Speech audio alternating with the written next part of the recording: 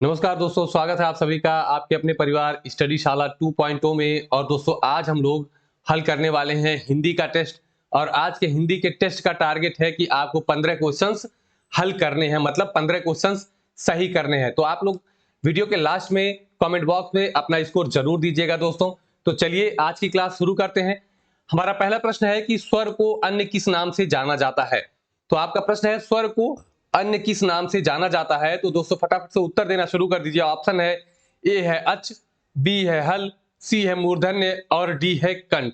ठीक है, तो देखिए स्वर को अन्य नाम से कैसे, जब आप लोग महर्षि पाणिनि के जो 14 माहेश्वर सूत्र है उसको पढ़ेंगे तो वहां पर आप क्या पढ़ेंगे, देखिए वहां पर जो सूत्र हैं 14 उसमें आपको मिलेगा अयुड़ रिलरिक अयोंग अयोच। तो अयोच का जो चा है और अयुड़ का जो आ है, ठीक है, तो ये जो अच प्रत्याहार बनता है इसमें केवल और केवल स्वर आते हैं। और जब उसके बाद आप पढ़ेंगे हयवरट से लेकर के हयवरट से अंत में जाकर के जो कपय सस्सर हल वाला, हाँ, कपय सस्सर वाला हल जो है ना, तो ये जो ला है, हा और ला यहां तक जब आप पहुंचेंगे तो ये हल बनेगा, मतलब इसमें व्यंजन आएंगे। ठीक है, तो देखिए अच वाला जो है ये आपका स्वर है, मतलब उत्तर आपका क्या सही है, अच। और जो हल होता है दोस्तों ये कौन सा होता है, व्यंजन वाला होता है। ठीक है, और आप मूर्धन्य और कंठ के बारे में अच्छे से जानते हैं। ठीक, तो इसका आपका ए वाला ऑप्शन सही है। अगला हमारा प्रश्न है कि उक्त का विलोम शब्द है। फटाफट से उत्तर देना शुरू कर दीजिए दोस्तों। ऑप्शन ए है अनुप, ऑप्शन बी उपयुक्त, ऑप्शन सी अनुपयुक्त और ऑप्शन डी है उपरयुक्त। तो उत्तर देना शुरू कर दीजिए दोस्तों। और हमारा टेलीग्राम परिवार है एक स्टडी शाला 2.0 ऑफिशियल के नाम से, आप उसे ज्वाइन कर लें और वहां पर आपको ढेर सारी पीडीएफ प्रोवाइड करा दी जाती हैं। तो चलिए दोस्तों देखते हैं उक्त का विलोम शब्द क्या है। तो आपका सही उत्तर है ए अनुक्त। ठीक है, मतलब अन मतलब नहीं और धन उक्त, जब इसको आप जोड़ेंगे तो क्या हो जाएगा, अनुक्त हो जाएगा। और उपयुक्त का विलोम क्या होता है, अनुपयुक्त होता है।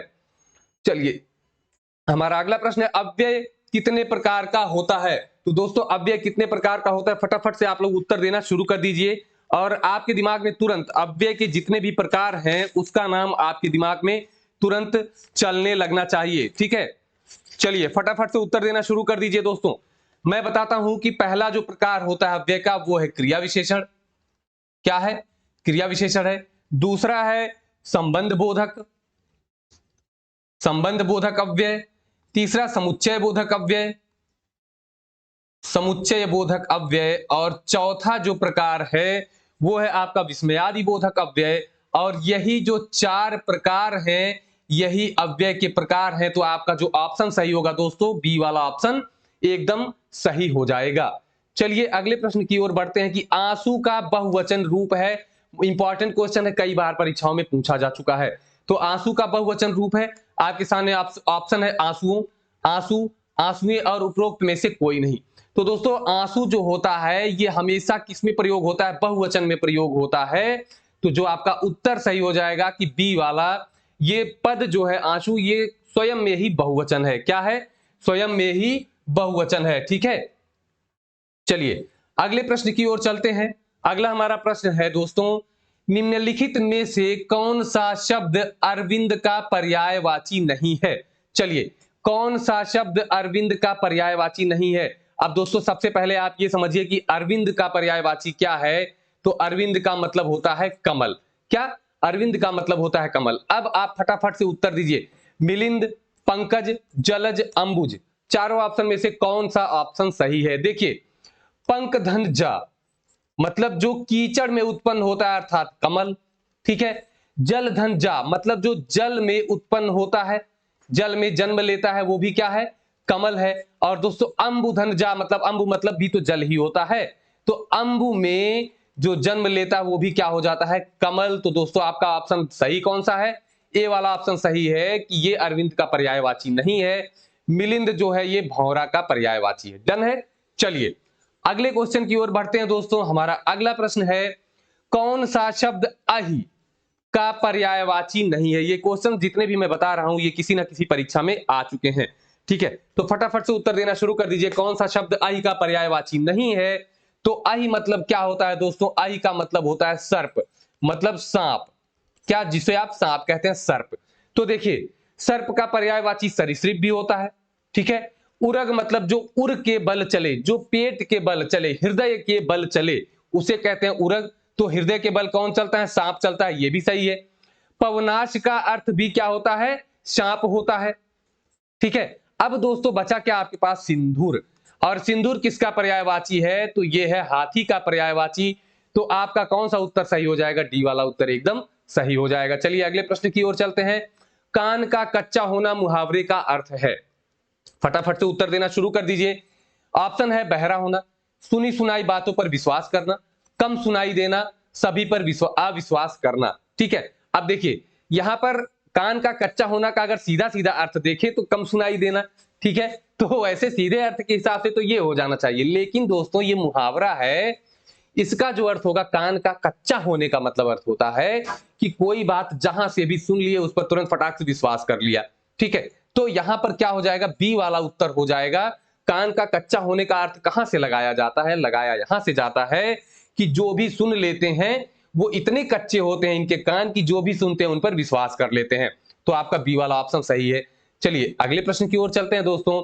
कंघी का तत्सम रूप है, ये 68,500 की टीचर वैकेंसी में आया हुआ प्रश्न है कि कंघी का तत्सम रूप है। तो फटाफट से उत्तर देना शुरू कर दीजिए। ऑप्शन है कंघी का, कंकती, केशिका, इक्षु, ठीक है। तो देखिए ये सारे ऑप्शंस ऐसे रखे गए हैं जो उसी से संबंधित हैं। कंघिका भी गलत है, केशिका भी गलत है, और दोस्तों इक्षु जो है ये ईख का पर्यायवाची वो तत्सम है। किसका? ईख का तत्सम है इक्षु। तो दोस्तों बचा आपका कंकती, जो कि आपका सही उत्तर है। कंकती किसका है? कंघी का तत्सम रूप है। चलिए अगला हमारा प्रश्न है कि निम्न शब्दों में तत्सम रूप छांटना है। तो बताइए इनमें से तत्सम रूप कौन सा है? मतलब 3 तद्भव होंगे और 1 तत्सम होगा, ठीक है। देखिए यहां पर समझिए, बादल, बादल का जो तत्सम होता है ना वो जलद भी होता है, वारिद भी होता है, ठीक है। इस तरीके के जो शब्द है ये इसके तत्सम है। पानी का जो तत्सम होता है वो होता है पानीय, और हवा का तत्सम क्या होता है दोस्तों? तो ये होता है पवन, ठीक है। अब यहां पर आपको चीजें मिल गई, और बादल का तत्सम जलद आपको वैसे भी मिल गया, इसका मतलब जलद ही आपका यहां पर सही उत्तर हो जाएगा। तो 9वें का आपका ये वाला ऑप्शन एकदम सही है। हमारा अगला प्रश्न है कि निम्नलिखित में अशुद्ध वर्तनी वाला शब्द है। चलिए अशुद्ध वर्तनी बतानी है। तो आपके सामने 4 ऑप्शन है। उद्घोष, तात्कालिक, देखिए यहां पर एक मात्रा होनी चाहिए थी, मात्रा को मैं यहां पर लगा दे रहा हूं। चलिए इसी से लगा दे रहा हूं, ठीक है। तात्कालिक, अगला है सी है एकता, और डी है जागृत, ठीक है। तो यहां पर आपको 4 ऑप्शंस दिए गए हैं, चारों ऑप्शंस को आपको बताना है, ठीक है। ये ध्यान दीजिएगा जो बी वाला ऑप्शन है ये तात्कालिक लिखा है, देखिए तात्कालिक, ठीक है। चलिए फटाफट से उत्तर देना शुरू कर दीजिए दोस्तों। तो आप लोगों ने उत्तर दे दिया होगा। उद्घोष जो है ये भी सही लिखा हुआ है, तात्कालिक जो है ये भी शुद्ध वर्तनी है, ठीक है। ये आपको अशुद्ध रूप में कैसे लिखा मिलेगा? तत्कालिक। क्या मिलेगा? अशुद्ध रूप में जब मिलेगा तत्कालिक मिलेगा। एकता भी आपका सही है। अब बचा आपके पास जागृत, जागृत दोस्तों इसका जो सही रूप होता है वो ये होता है जागृत, ठीक है। तो याद रखेंगे कि आपका डी वाला ऑप्शन क्या है? सही है, ये अशुद्ध है, ठीक है। चलिए अगला जो हमारा प्रश्न है कि शुद्ध वर्तनी का चयन कीजिए। चलिए वहां पर अशुद्ध वर्तनी का चयन करना था, यहां पर शुद्ध वर्तनी का चयन कीजिए। आपके सामने ऑप्शन है, ऑप्शन ए है पारिवारिक, ऑप्शन बी रीत्यानुसार, ऑप्शन सी तदोपरांत, और ऑप्शन डी है जात्यभिमान, ठीक है। चलिए फटाफट से उत्तर देना शुरू कर दीजिए। मैं एक एक ऑप्शंस को लेकर चलता हूं। देखिए ऑप्शन ए है पारिवारिक, तो इसका जो ये अशुद्ध है, ठीक है। तो अशुद्ध है तो दोस्तों इसका शुद्ध क्या होता है? वो होता है पारिवारिक। क्या है इसका शुद्ध रूप? है पारिवारिक। देखिए एक क्वेश्चन के साथ हम लोग कई क्वेश्चंस का डिस्कस कर लेते हैं। ये होता है दोस्तों रीति धन अनुसार। अब इसको जब आप जोड़ेंगे तो क्या होगा? ई का या हो जाता है, आपको पता है। तो यहां पर आधाता बचता है ना, तो ई का या हो गया, और दोस्तों बचा क्या? देखिए ई का या और आधाता बचा है ना, आधाता और आधा या होता है ई का। अब आधा या हुआ दोस्तों और ये आ आता है तो इसको पूरा करता है, तो ये हलंत हट जाता है। तो ये आ भी खत्म, आ ने हलंत को खत्म किया, बचा क्या? नुसार, मतलब रीत्यनुसार। इसका सही क्या होगा दोस्तों? रीत्यनुसार, ठीक है। ये इसका सही जो है वर्तनी होगी, तो ये भी अशुद्ध है। तदोपरांत का क्या होता है? तद धन उपरांत दोस्तों, तो ऊ की मात्रा लगेगी तो क्या हो जाएगा? तदुपरांत होगा, ना कि तदोपरांत। ठीक है, तो ये भी गलत। मतलब बचा क्या आपके पास? जाति धन अभिमान। ठीक है, अब यहां देखिए क्या हुआ, ई का या हो गया, तो ये बना आपका क्या? देखिए यहां देख लीजिए किनारे, ई का जब या बना तो ये हो गया जात्य, और या में हलंत होता है। ठीक है, आधाता और या बचा, और या में जब हलंत जो आ आके पूरा करेगा तो ये हलंत हट जाएगा और भीमान। तो बचा क्या? जात्यभिमान, मतलब बी वाला ऑप्शन शुद्ध है। ठीक है, तो ये आपका सही उत्तर है। अगला आपका प्रश्न है कि संधि का सही विलोम शब्द है। ये पूछा भी गया है कई बार। ठीक है, तो इसको आप लोग एकदम अच्छे से देख लीजिए। संधि का विलोम होता है दोस्तों या तो संधि विच्छेद, ठीक है, संधि विच्छेद इसका विलोम होगा, या होगा संधि का विग्रह। क्या होगा? संधि का विग्रह होगा, मतलब ए वाला ऑप्शन आपका क्या हो जाएगा? सही उत्तर हो जाएगा। ठीक है, या तो संधि विच्छेद होगा या विग्रह होगा, या संधि विग्रह आपको दिया हो। और व्यास किसका विलोम होता है? तो समास का विलोम होता है व्यास। ठीक है, मेल का बेमेल हो जाएगा, असंधि कोई शब्द नहीं। डन है, तो आपका उत्तर है ए वाला सही। अगला प्रश्न है कि राजपुत्र में कौन सा समास है? तो आप जानते हैं राजपुत्र मतलब राजा का पुत्र। ठीक है, संबंध तत्पुरुष, और दोस्तों कौन सा समास हो जाएगा? तत्पुरुष समास हो जाएगा। क्या? तत्पुरुष समास हो जाएगा। ये कर्मधारय में मत ले जाके जोड़ दीजिएगा कि पुत्र की विशेषता बता रहा है कि वो राजा का पुत्र है। नहीं मेरे भाइयों, ये तत्पुरुष समास में ही रहेगा। ठीक है, चलिए हमारा अगला प्रश्न है कि पीतांबर में कौन सा समास है? ये सारे प्रश्न विवादित बन जाते हैं जब ऑप्शन सही से नहीं दिए जाते हैं। क्या होता है? विवादित बन जाते हैं जब ऑप्शन सही से नहीं दिया जाता है। अब यहां पर ऑप्शन देखिए, तत्पुरुष समास, अव्ययी भाव समास, बहुब्रीहि समास और द्वंद्व समास। यहां पर आपको ऑप्शन से एकदम ढंग से दिए गए हैं, मतलब अच्छे ऑप्शंस दिए गए हैं, तो आपका काम बढ़िया हो जाएगा। ठीक है, ये विवादित में नहीं जाएगा। पीतांबर, देखिए यहां पर दो तरीके से पीतांबर का होता है। कैसे? एक जो इसका विच्छेद होता है तो वो हो जाएगा पीले वस्त्र को धारण करने वाला, मतलब जो पीले वस्त्र को धारण करता हो, पीले वस्त्र को धारण करने वाला। ठीक है, धारण करने वाला, एक विच्छेद इसका ये हो जाएगा समास विग्रह। और दूसरा समास विग्रह क्या बनता है कि पीला है जो वस्त्र, पीला है जो वस्त्र। अब यहां देखिए, यदि ये वाला विच्छेद बनेगा तो ये कर्मधारय समास क्या हो जाएगा?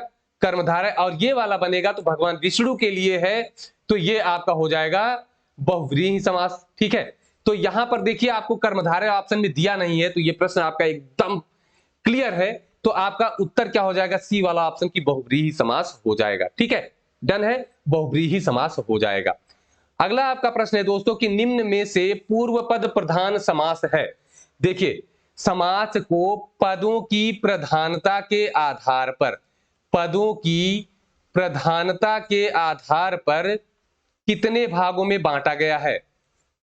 तो दोस्तों चार भागों में बांटा गया है। कौन कौन सा?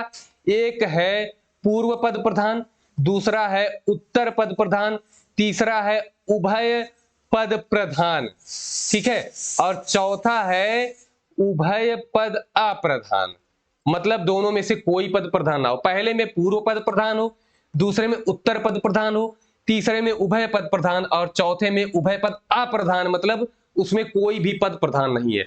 तो जो देखिए पूर्व पद प्रधान में एक समास आता है अव्ययी भाव समास। ठीक है, तो यहां पर आपका जो पूर्व पद प्रधान वाला समास कौन सा हो जाएगा? अव्ययी भाव समास सही हो जाएगा। ठीक है, उभय पद प्रधान में द्वंद्व समास आता है, और उभय पद अप्रधान में बहुव्रीहि समास आता है। आप जानते हैं कि इसमें एक तीसरा अर्थ आता है जो कि प्रधान हो जाता है। बाकी के जो तीन समास आपके बचे हैं, कौन कौन से? कर्मधारय है, तत्पुरुष है और द्विगु समास है, ये आपके किसमें आते हैं? उत्तर पद प्रधान में आते हैं। तो ये आपका इस प्रश्न का जो सही उत्तर है वो है अव्ययी भाव समास, पूर्व पद प्रधान। अगले प्रश्न की ओर बढ़ते हैं दोस्तों। चंद्रोदय में कौन सी संधि है? फटाफट से उत्तर दीजिए। यण संधि, दीर्घ संधि, वृद्धि संधि और गुण संधि।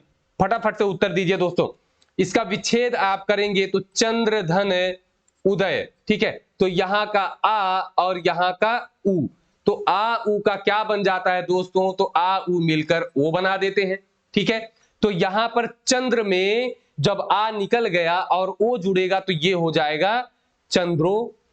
ठीक है, और उदय में से उ खत्म हो गया, यहां जुड़ गया है तो बचेगा दय, तो क्या हुआ चंद्रोदय। अब आ उ का ओ किसमें होता है ये आपको पता करना है दोस्तों, तो ये आपका होता है किसमें, आध गुण मतलब गुण संधि में। आ ई का ए हो जाता है, आ उ का ओ बन जाता है, तो आपका डी वाला ऑप्शन क्या है, सही है। उम्मीद करता हूं कि आप लोग जो जवाब दे रहे हैं बिल्कुल बढ़िया जवाब दे रहे होंगे। अगला है गुनाहों का देवता, ये एक रचना है और किसने लिखी है। गुनाहों का देवता रचना के रचनाकार कौन है, फटाफट से उत्तर देना शुरू कर दीजिए दोस्तों। तो गुनाहों के देवता किसने लिखा है, इसकी रचना किसने की है, ऑप्शन है मोहन राकेश, धर्मवीर भारती, हरिऔध, प्रेमचंद। ठीक है, तो फटाफट से देखना शुरू कर दीजिए।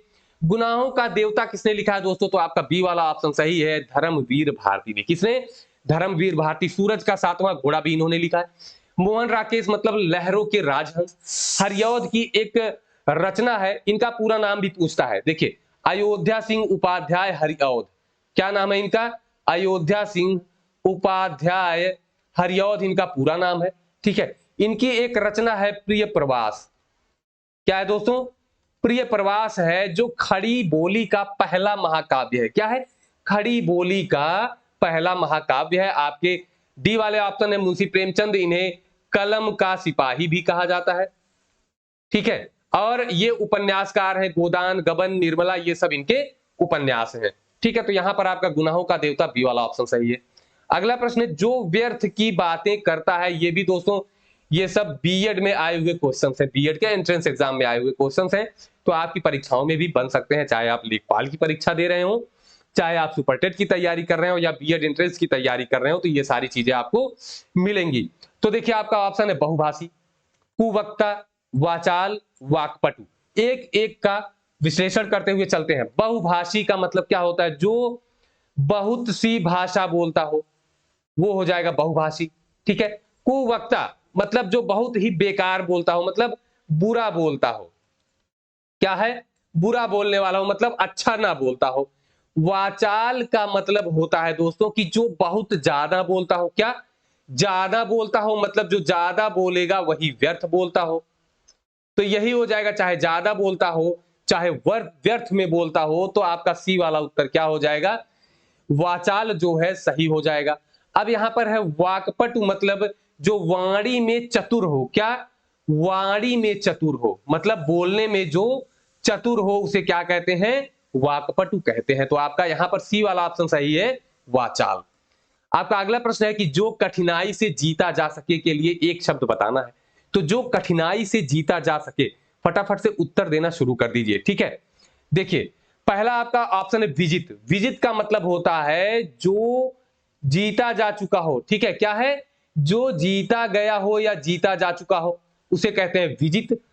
अजेय का मतलब है कि जो जीता ही ना जा सके, क्या, जो जीता ही ना जा सके, अजेय है, मतलब जिसे जीता ही ना जा सके, जिसे जीता न जा सके। ठीक है, तो जो जीता ही नहीं जा सकता उसे कहते हैं अजेय। और यहां पर है कि जिसे जीता तो जा सके लेकिन कठिनाई से जीता जा सके। दुर्जेय का मतलब यही होता है, दुर जहां पर लग जाता है मतलब कठिन काम हो जाता है, तो दुर्धन जय मतलब जिसे कठिनाई से जीता गया हो वो होता है दुर्जेय। सी वाला ऑप्शन सही है। दुसाध्य का मतलब क्या होता है दोस्तों, कि ऐसा कार्य जो बड़ी कठिनता से साधा जा सके। ठीक है, यहां जीतने की बात हुई है तो दुर्जेय वाला ऑप्शन आपका सही हो जाएगा।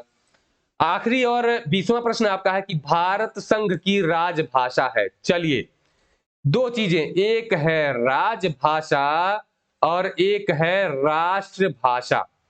ठीक है, तो राजभाषा क्या होती है, सरकारी कामकाज की भाषा, क्या है, सरकारी कामकाज की भाषा। और राष्ट्रभाषा दोस्तों क्या होती है, कि राष्ट्र के ज्यादातर लोगों द्वारा बोली जाने वाली भाषा, मतलब अगर 80% लोगों द्वारा जो भाषा बोली जा रही है उसे राष्ट्रभाषा का दर्जा दिया जा सकता है। ठीक है, तो उत्तर आप लोगों ने दे दिया होगा दोस्तों। कई लोगों का उत्तर ए आया होगा, कई लोगों का उत्तर सी आया होगा। ठीक है, तो जिनका उत्तर सी ए आया है उनका उत्तर यहां की परिप्रेक्ष्य में दोस्तों गलत है। क्यों गलत है? क्योंकि दोस्तों जो हमारे यहाँ कामकाज की भाषा है, सरकारी कामकाज की भाषा मतलब राजभाषा है, उसमें दो भाषाएं आती हैं, हिंदी और अंग्रेजी दोनों। कौन? हिंदी और अंग्रेजी, मतलब सी वाला ऑप्शन आपका सही है। और राष्ट्रभाषा कोई नहीं है यहाँ, भारतवर्ष में कोई राष्ट्रभाषा नहीं है। ठीक है, तो अगर राजभाषा में केवल हिंदी दे तो आप हिंदी लगाएंगे, हिंदी अंग्रेजी दोनों देगा तो आप हिंदी और अंग्रेजी दोनों पर टिक करेंगे। तो ये रहा दोस्तों आपका 20 प्रश्नों का सेट। आप लोगों ने कितना प्राप्त किया है, कितने सही किए हैं, ये आप फटाफट से कमेंट बॉक्स में लिखना शुरू कर दीजिए। और दोस्तों फिर मिलेंगे ऐसी ही बेहतरीन वीडियो के साथ दोस्तों। तब तक के लिए नमस्कार, धन्यवाद, जय हिंद।